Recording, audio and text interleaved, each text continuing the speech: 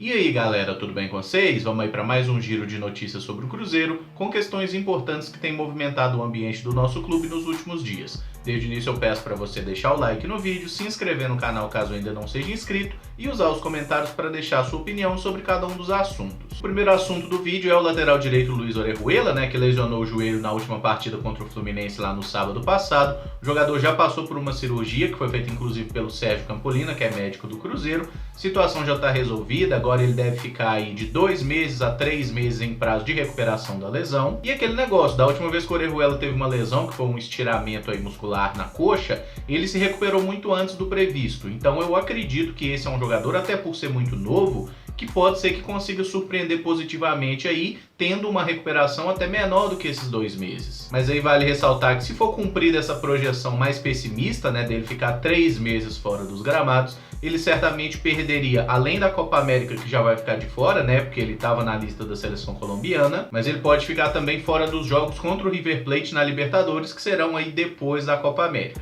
Dependendo da recuperação, pode até ser que ele seja a opção para o Mano em pelo menos uma das 2 partidas, mas nesse momento não dá pra gente ficar muito otimista quanto a isso, devemos ter que nos virar com Edilson ou com Lucas Romero improvisado mesmo. Outro ponto é sobre o garoto Vitor Roque, que é um menino de 14 anos que é formado lá na base do América e no início desse ano, ali no mês de janeiro, ele deixou o América e se juntou ao Cruzeiro. Na época o Coelho fez até uma reclamação, falou que o Cruzeiro tinha aliciado o atleta, oferecendo 10 mil reais por mês para o jogador e para a família, o que é um salário muito mais alto que a maioria dos garotos recebem nessa idade, E por causa disso, o Vitor Roque então teria deixado o América e assinado aí o seu primeiro vínculo com o Cruzeiro.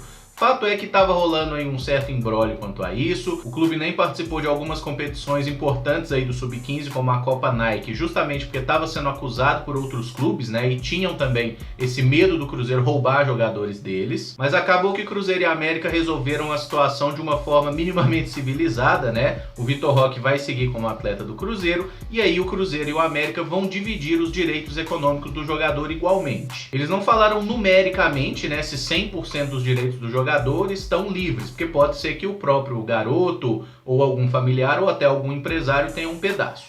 Mas fato é que se 100% dos direitos fossem do Cruzeiro, agora é 50% do Cruzeiro, 50% do América. Se empresários tiverem um pedaço do jogador, a parte que couber ao Cruzeiro vai ser dividida igualmente com o América. Eu acho que foi uma boa solução partindo do seguinte princípio. O garoto quer jogar no Cruzeiro, o garoto vai ficar no Cruzeiro, então ele conseguiu o que ele queria. O Cruzeiro queria ficar com o atleta, conseguiu o que queria também. E o América queria alguma compensação por isso, conseguiu também. É claro que a gente pode questionar e a gente como cruzeirense tende a ser parcial em favor do nosso clube. Mas a grande verdade é que pelo desenrolar da história, me parece que de fato houve um aliciamento ao jogador, Isso é uma coisa muito comum e é errado. Não é só porque é o time da gente que está fazendo que a gente tem que defender. O errado é o errado. Mas fico feliz que a coisa tenha se desenrolado de uma forma que pode ser agradável para todo mundo e tomara que o Vitor consiga seguir bem se desenvolvendo, que se torne um bom jogador de futebol profissional e que possa nos ajudar no futuro, não apenas dentro de campo, mas a gente sabe como que a situação financeira do Cruzeiro tá feia também.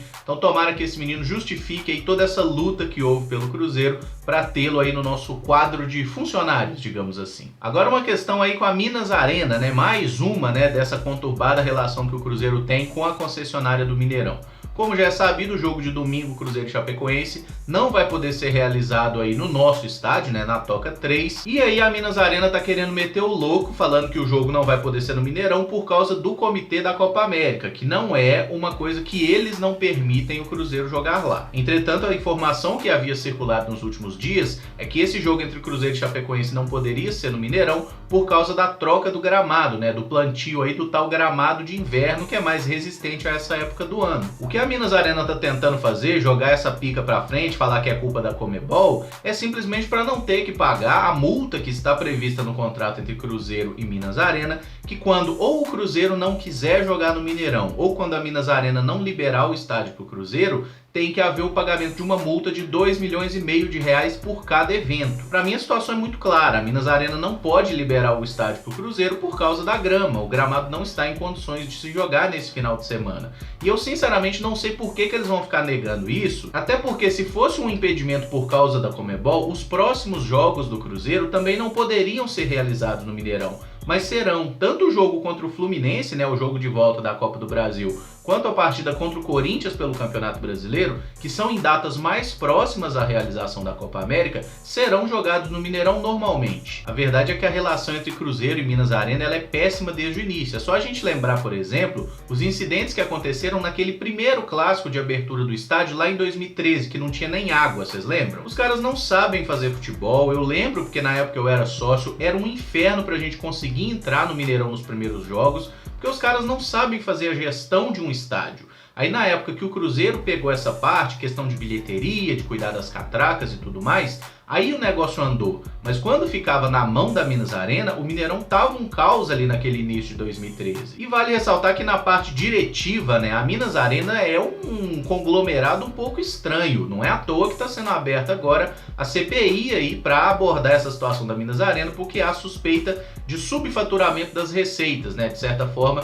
eles divulgam aí um valor menor que estaria sendo arrecadado com os eventos, para que o Estado tenha que completar, né? Porque tem aquele acordo que a Minas Arena tem um valor fixo que tem que receber mensalmente. Se eles não recebem aquilo pelos eventos que organizam, o governo do estado de Minas Gerais tem que completar com esse valor para pagar como parte aí, né, do financiamento de revitalização do estádio, que foi praticamente reconstruído. É uma situação muito complicada, eu acho que a Minas Arena tinha que parar com isso e falar, realmente, é por causa do gramado, não vai dar para jogar, pega esses 2,5 milhões de reais aí e abate no que o Cruzeiro já tá devendo, porque o Cruzeiro deve uma puta grana para eles já, né, de anos anteriores, que não pagou aquele negócio, e pronto, gente, resolve, não precisa criar caso por causa disso. Mas acho que todo mundo já percebeu que essa relação entre Minas Arena e Cruzeiro, ela é tudo menos de parceria, né? É um rindo pro outro e tentando enfiar a faca pelas costas. O time feminino do Cruzeiro ganhou mais uma, tá? Recebeu o Pinheirense aí nessa quarta-feira lá no Sesc Venda Nova e ganhou por 3-0. Como no jogo de ida a gente já tinha vencido por 4-1, né? E agora fizemos 3-0, placar agregado de 7-1 e as cabulosas estão então classificadas para a quarta de final do Campeonato Brasileiro da Série A2. Nessa partida o Cruzeiro nem teve a Duda, que fez 3 gols no jogo de ida porque ela foi expulsa. E os nossos gols foram marcados aí pela Micaele, pela Janaína e pela Paula. Mais uma vez o jogo teve transmissão lá do Maicujo, né? Aquele portal que transmite aí várias competições da CBF. E é interessante que uma galera tem uma certa resistência ainda com o futebol feminino, porque fala que é um jogo muito lento, meio sem graça e tudo mais. Olha, gente, eu acho sinceramente, eu assisti aí esse jogo quase todo, e para ser bem sincero com vocês, o jogo do futebol masculino do Cruzeiro, ele tá mais chato, mais lento e mais sem graça do que o jogo do feminino. Porque por mais que tenha uma diferença física óbvia, né, em atletas do sexo masculino e do sexo feminino, a intensidade do jogo naturalmente não tem como ser a mesma de fato. O futebol que a gente vê aqui no Brasil, o futebol masculino, ele já é lento por si só. Faz um teste aí, assiste um jogo de campeonato inglês e logo depois assiste um jogo de campeonato brasileiro, que você vai ver a diferença, é quase outro esporte. Então assim, quando a gente olha para um jogo de futebol masculino do Brasil e um jogo de futebol feminino do Brasil, não é tão grande assim a diferença. Sei que muita gente tem uma certa resistência aí, mas da próxima partida, experimenta, tenta assistir que vocês vão entender do que eu tô falando. Vai demorar a ter um próximo jogo, as partidas de quartas de final aí serão apenas no mês de julho agora, aproximadamente 2 meses de diferença entre os jogos, muito por causa da Copa América que tem essa parada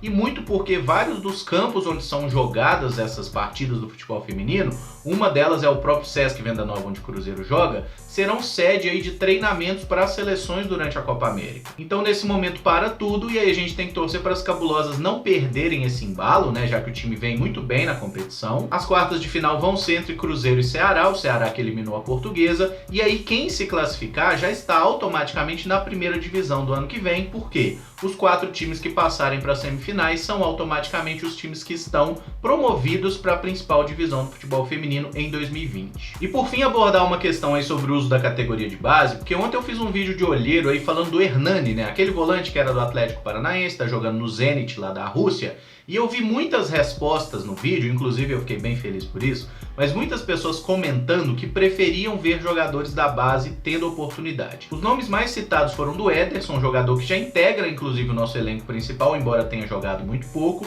e do Adriano, que é um menino muito bom também do sub-20, alto, que está sendo observado pelo Mano Menezes, e teve gente também que falou no Rômulo, que é titular do sub-20 e é outro jogador muito bom. Inclusive vale ressaltar que tanto o Rômulo quanto o Ederson e até o Maurício, né, que é meia e também aí está sendo observado pelo Mano Menezes para integrar o elenco principal, os três são aqueles atletas do Desportivo Brasil que estão emprestados ao Cruzeiro e devem ser comprados pelo clube agora no meio do ano. Acho que tem até setembro para fazer a compra aí do Rômulo e do Maurício e até junho ou julho agora para comprar o Ederson. E o que eu gostaria de trazer é mais uma reflexão mesmo para a gente pensar por quanto tempo que vai durar essa nossa ideia de que tem que usar a base. Por que eu estou falando isso? Todo mundo lembra do que aconteceu com o Marcelo ano passado, né? Marcelo nunca tinha jogado no profissional, ele entrou num jogo de campeonato mineiro contra, acho que, Patrocinense fora de casa, mas foi um jogo que a gente foi com o time reserva, nem o Mano estava na partida, então pouca gente prestou atenção. Depois ele entra num jogo contra o Ceará fora de casa, pelo Brasileirão, foi um jogo que nós vencemos por 1-0 com o gol do Sassá no primeiro tempo,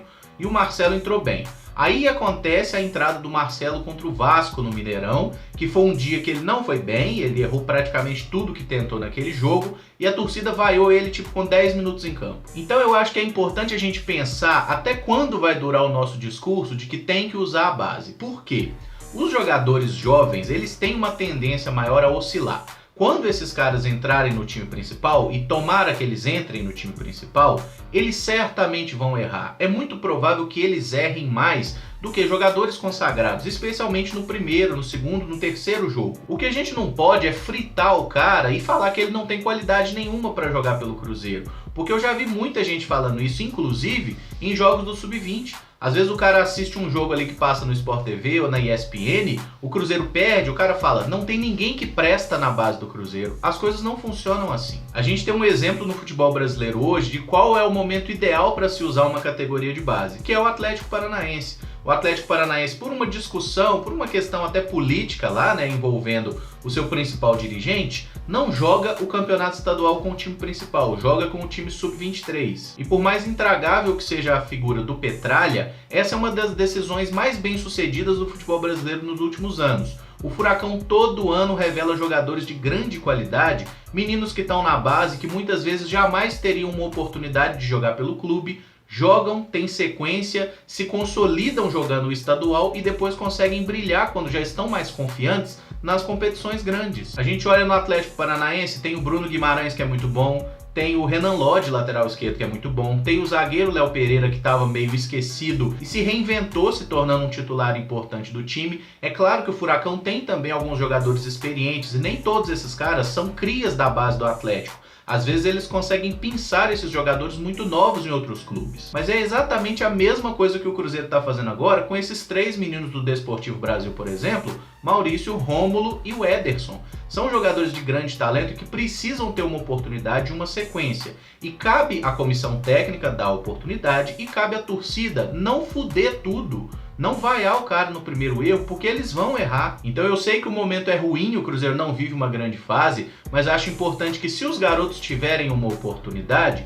vamos apoiar esses garotos. Por favor, gente, não vamos queimar os caras no primeiro erro. Isso foi mais um desabafo do que uma notícia, mas eu achei importante falar sobre isso, porque eu acho que é um tema que também aborda uma discussão importante que a gente pode abrir a partir daqui. Beleza? Bom, galera, se gostou do vídeo, deixa o like, se inscreve no canal caso ainda não seja inscrito e usa os comentários aí para deixar a sua opinião sobre cada um dos temas abordados aqui. Se quiser falar de outro tema, fala também que a gente troca uma ideia, beleza? Muito obrigado por acompanhar, um abraço e até o próximo vídeo. Valeu!